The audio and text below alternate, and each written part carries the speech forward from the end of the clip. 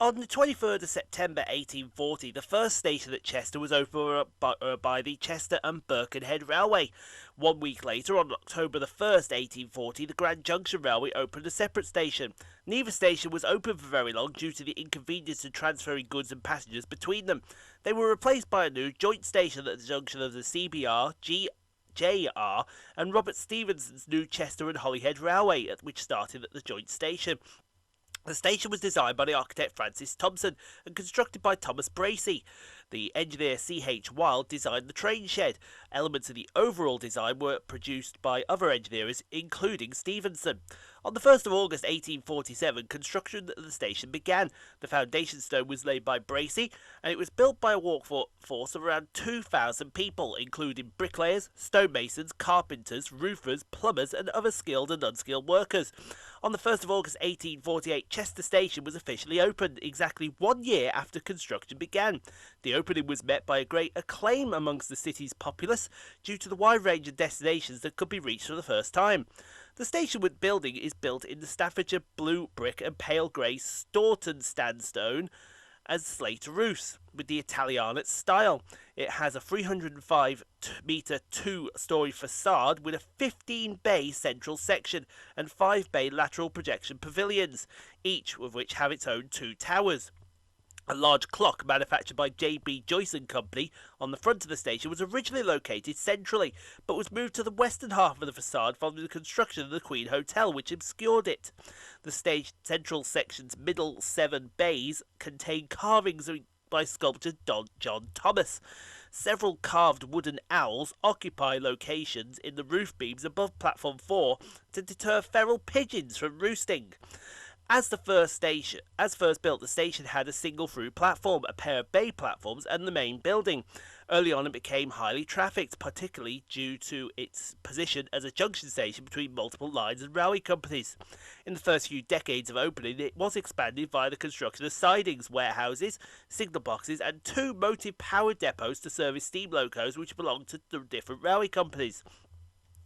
To accommodate increasing numbers of passengers and freight in the 1860s and 70s, the station was extended again.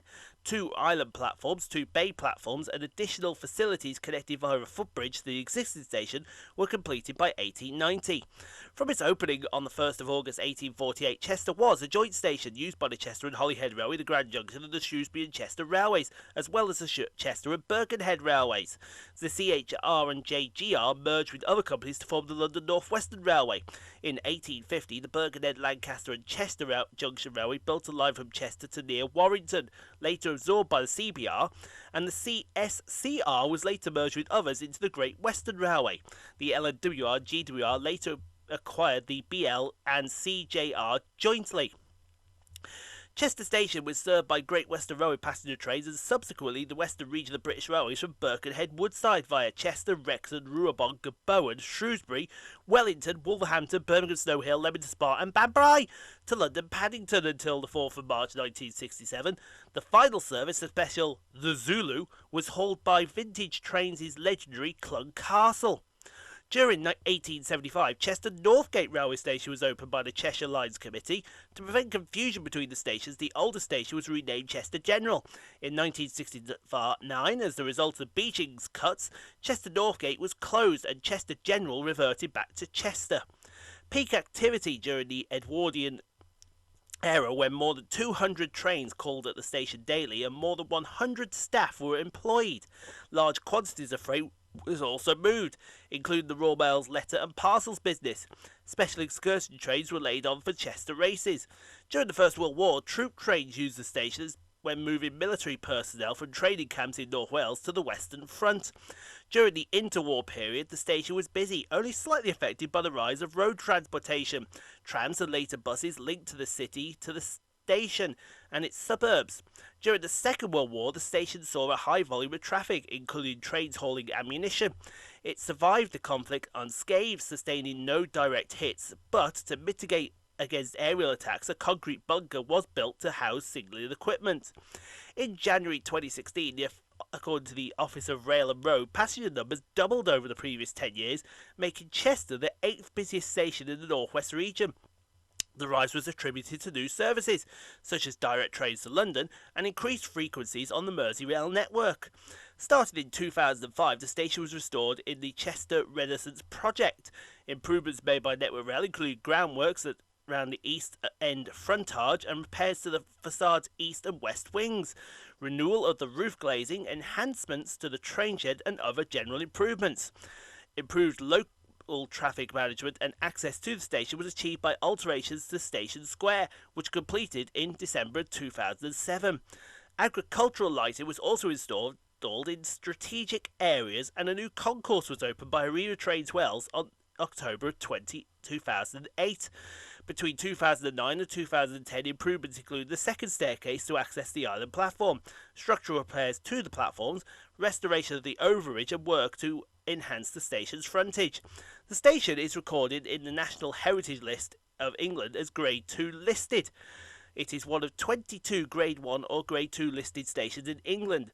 A plaque commemorating Thomas Brazy was installed in the wall opposite the booking office, Brazy being born in Burton, 6 miles south of Chester. So we'll get started here at Chester with 221117, departing with the 1014 Avanti West Coast service from Crewe to Holyhead.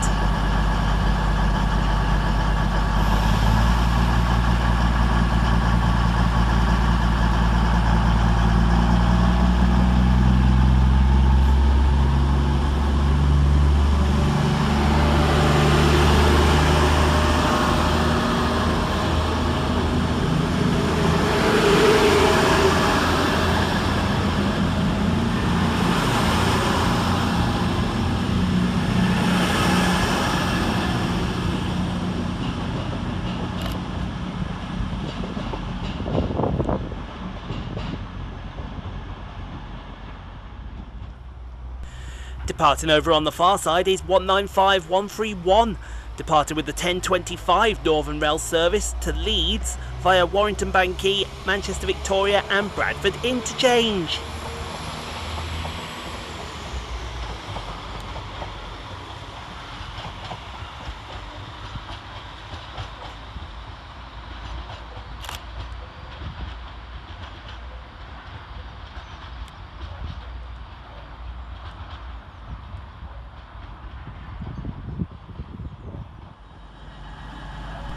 Next train out for departure is 221105, working the 1035 Avanti West Coast service from Holyhead to Crewe.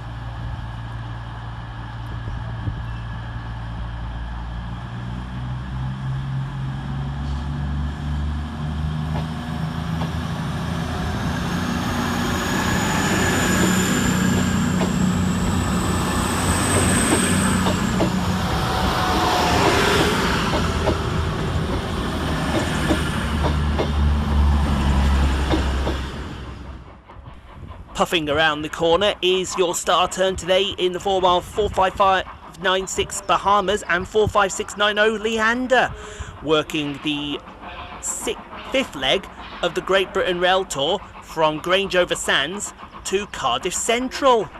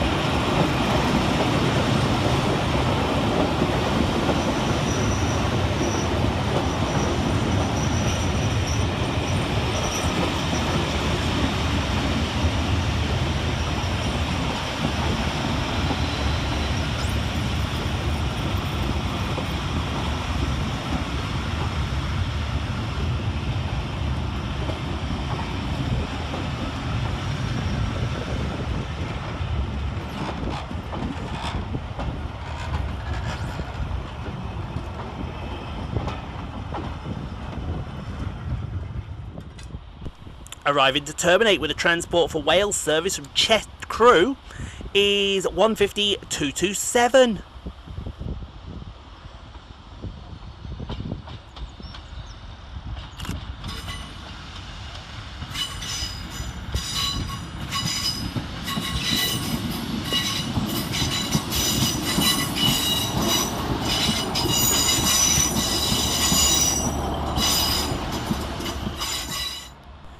Departed over on the far side is 175-108 with the 1052 of Transport for Wales service to Manchester Airport via Warrington Banquet and Manchester Piccadilly.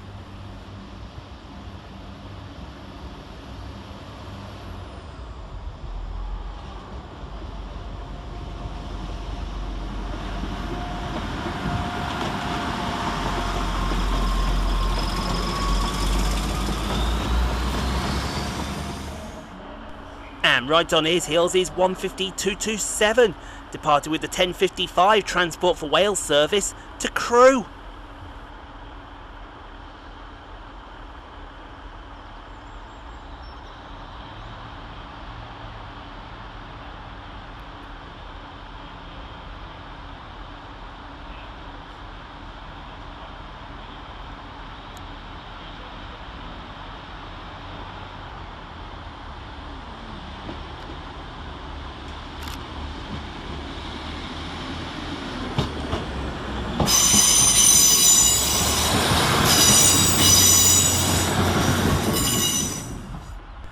Rounded the corner and using the middle line is 175-102 and 175-009, arriving with the 1103 Transport for Wales service from Manchester Airport to Holyhead.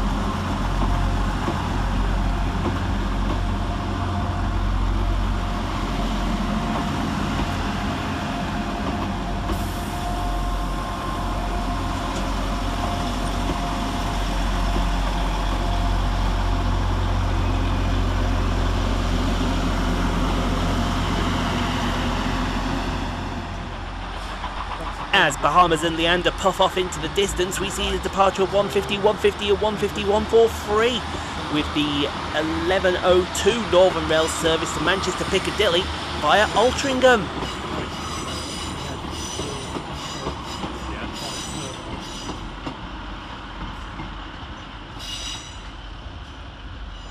Nick and I were discussing this morning about the first merchant navy heading north. Years and years ago, I think it was in the 80s, he and I had time running Really? of the several cars. That would be the first, yeah. Terminating with a Northern Rail service off Leeds is 195-016 and 195-024. Many HSTs, Birmingham to Cheltenham as well. Yeah, so it's always the wrong way round for me. Yeah. Wonderful. Yes.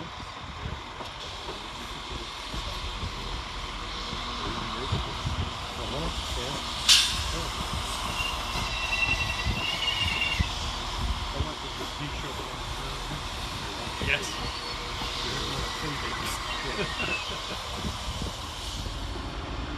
And with 175-009 hogging the middle line, we see the arrival of 221-113 and 221-107 with the 1113 Avanti West Coast service of London Euston to Holyhead.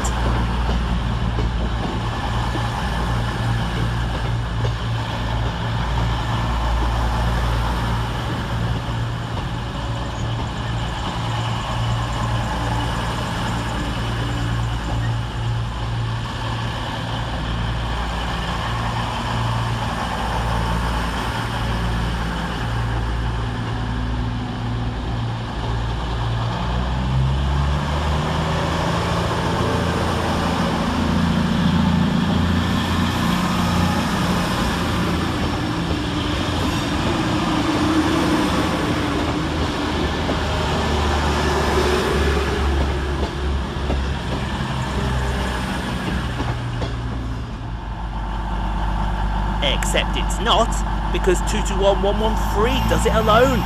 Departing 6 minutes late with the 11:13 Avanti West Coast service from London Euston to Holyhead.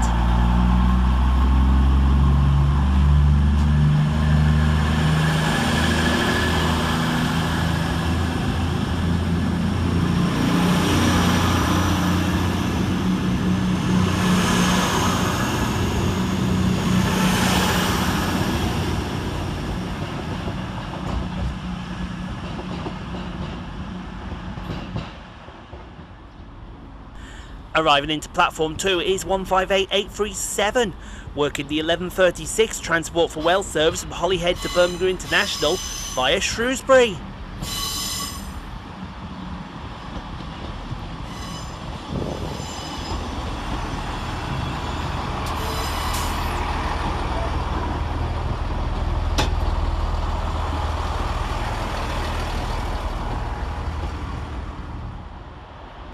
Departing on the far side is 158830, with the 11:24 Transport for Wales service of Birmingham International to Holyhead.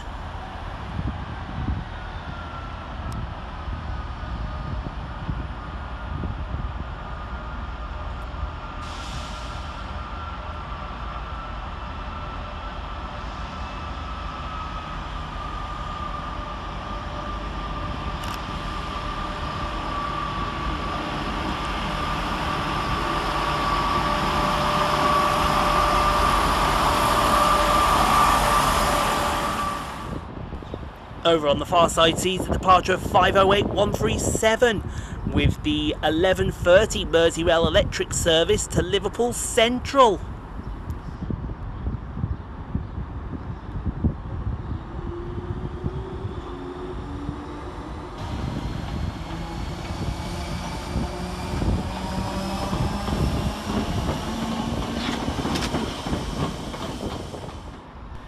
And arriving to terminate with a Merseyrail electric service from Liverpool Central is 508127.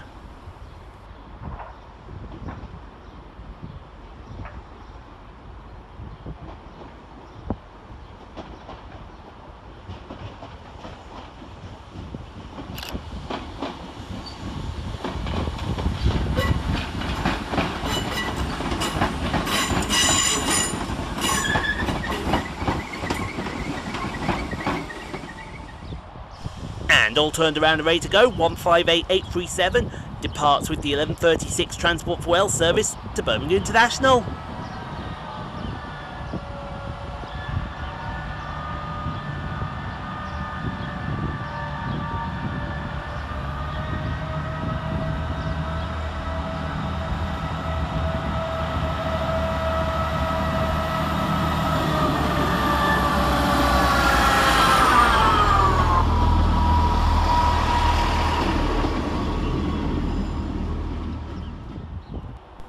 Over on the far side next to depart is 508127 with the 11:45 Merseyrail electric service to Liverpool Central.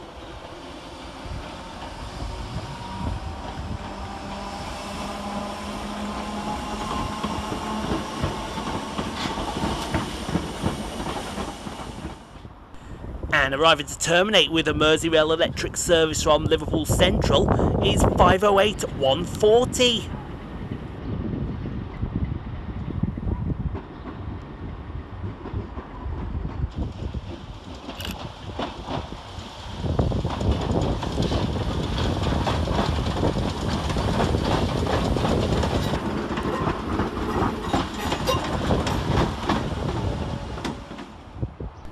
And all turned around and ready to go. 508140 departs with the 12 o'clock Merseyrail electric service to Liverpool Central.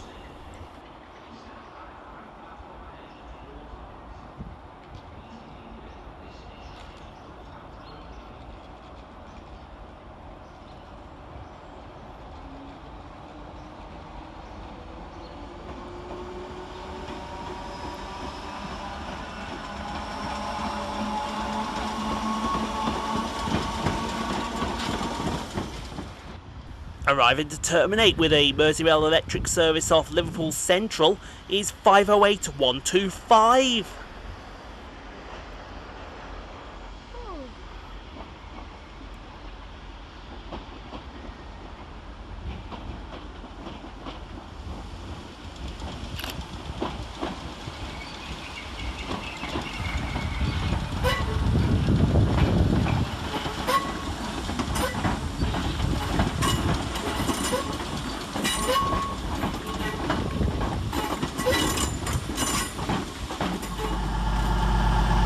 Next out to depart is 221105 with the 1210 Avanti West Coast service and crew to Holyhead.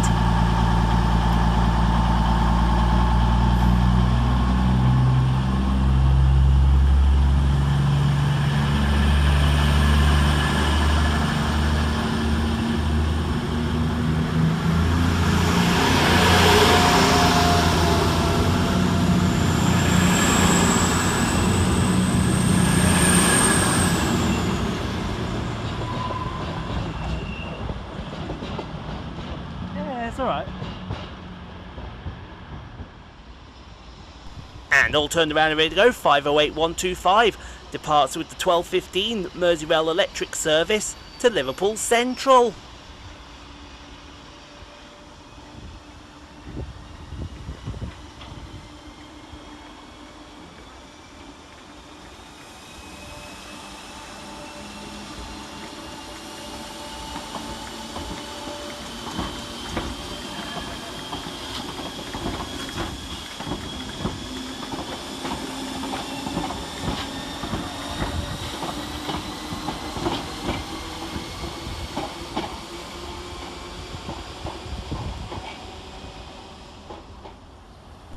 Next in to terminate with a Merseyrail electric service from Liverpool Central is 507017.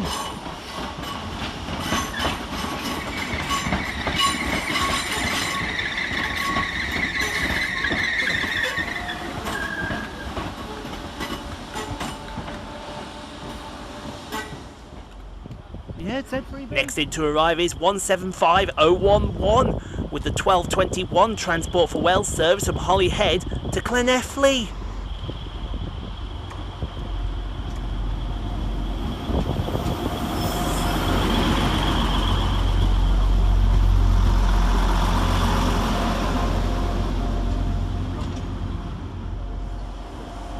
And all turned around and ready to go. 175011 departs for Llanelli.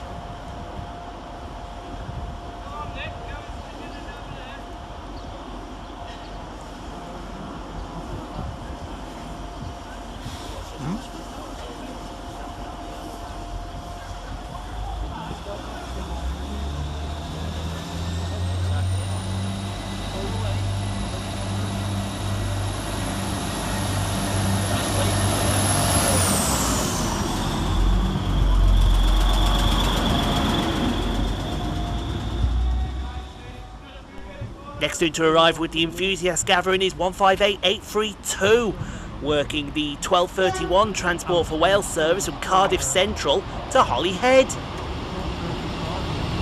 Yeah.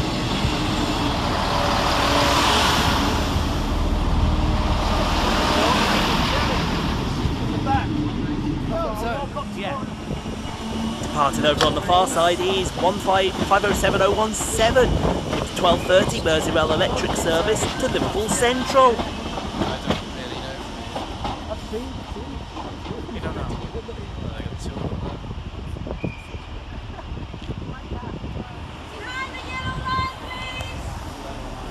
are behind the yellow line. You can see it. And right on his heels, departed with the 1231 Transport for Wales service to Holyhead, 158832.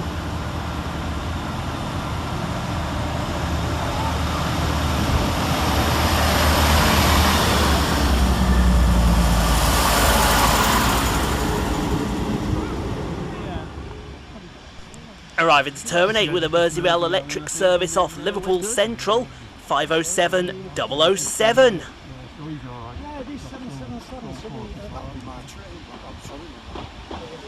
Anyway, nice to see you again. Yeah. See you on the 12th. Well, when this has gone out,